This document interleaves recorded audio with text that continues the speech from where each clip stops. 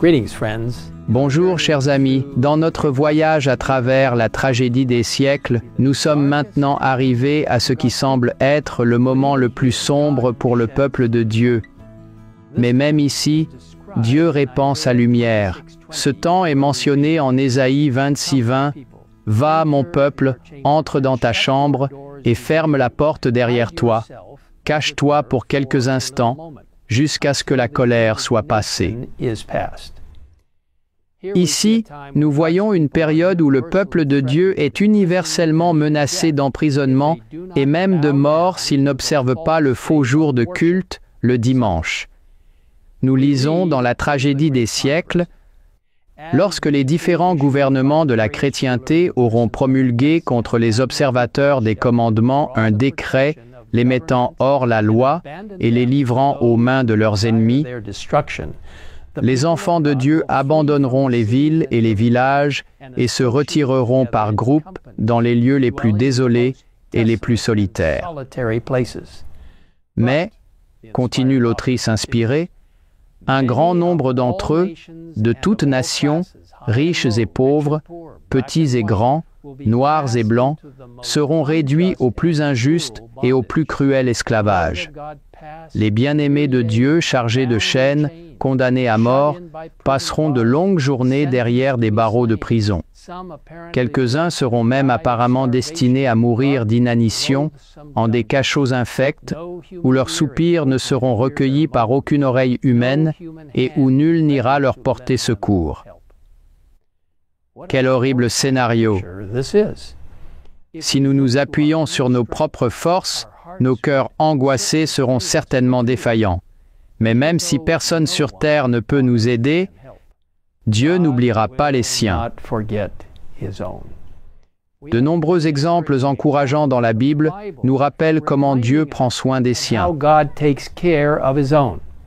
Pensez à Noé et sa famille que Dieu a préservés dans l'arche, Joseph en Égypte, lorsqu'il a été jeté en prison parce qu'il était fidèle à Dieu, Élie, lorsque Jézabel a menacé de le tuer, Jérémie dans la sombre et lugubre fosse. Il y avait aussi les 3 Hébreux fidèles à Babylone qui ne voulaient pas se prosterner devant la statue d'or de Nebuchadnezzar, et Jésus marchait avec eux dans la fournaise ardente.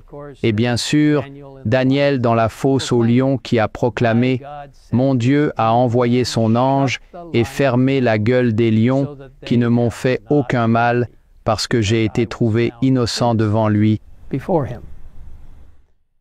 En plus de ces exemples et de bien d'autres, nous avons les précieuses promesses de Dieu. En Ésaïe 49, 15 à 16, Dieu nous rassure. « Une femme oublie-t-elle l'enfant qu'elle allait? N'a-t-elle pas pitié du fruit de ses entrailles? Quand elle l'oublierait, moi je ne t'oublierai point. Voici, je t'ai gravé sur mes mains. » En Zacharie 2:8, il est dit, « Car celui qui vous touche, touche la prunelle de son œil. » Non, mes amis, peu importe la gravité de la situation, Jésus ne nous laissera jamais ni ne nous abandonnera. Écoutez cette belle description de la présence de Dieu auprès de son peuple pendant la période de détresse.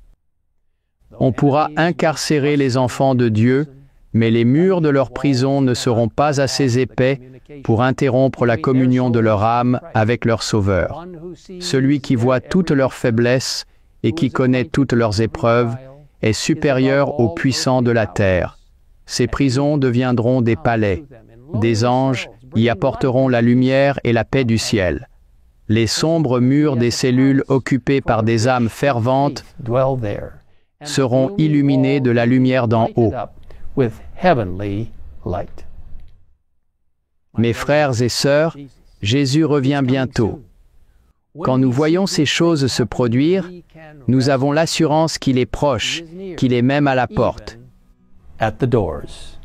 Prions ensemble. Père Céleste, merci pour l'assurance que tu seras avec nous même dans les situations les plus solitaires et désespérées. Que nous puissions nous appuyer totalement sur Christ et sa puissance pour nous délivrer. Seigneur, approche-toi de nous maintenant. Donne-nous le courage, la foi, l'espoir de regarder vers l'avenir lorsque nous nous appuierons entièrement sur la main de Dieu, posée dans la tienne, pour nous porter à travers les situations les plus désespérées. Nous attendons avec impatience le retour prochain de Jésus